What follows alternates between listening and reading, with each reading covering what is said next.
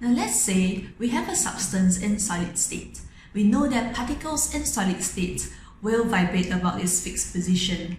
The amount of energy that the particles have is very little. Let's say we melt this substance, alright? Allows it to undergo melting. What will happen is the solid will turn into liquid.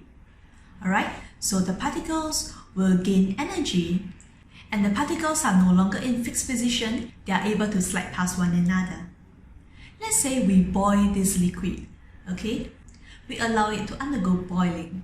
The substance will be in gaseous state, the particles are far apart from one another, and they have the most energy.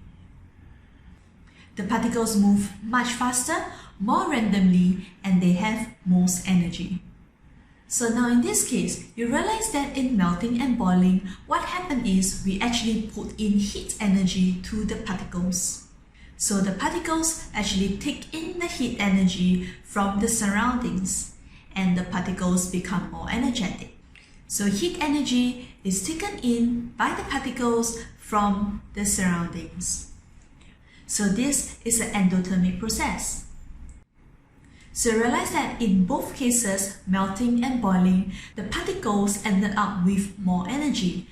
In melting, the particles in liquid state has more energy than the particles in solid state.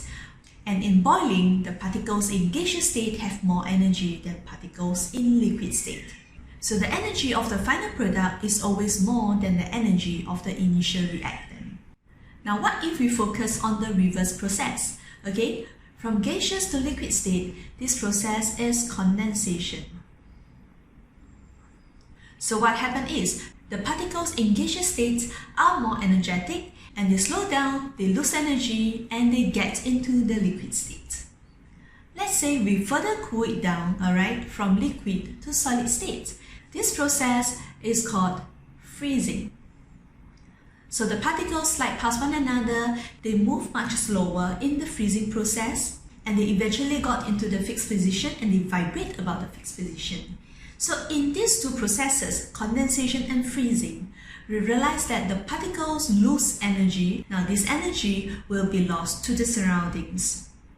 Okay, so heat energy will be given out or not will be lost by particles to surroundings. And this type of process, we call it exothermic. Now in the exothermic process or reaction, you realize that the product will have less energy than the initial reactant. Okay, so energy of product will be lower than energy of the reactant.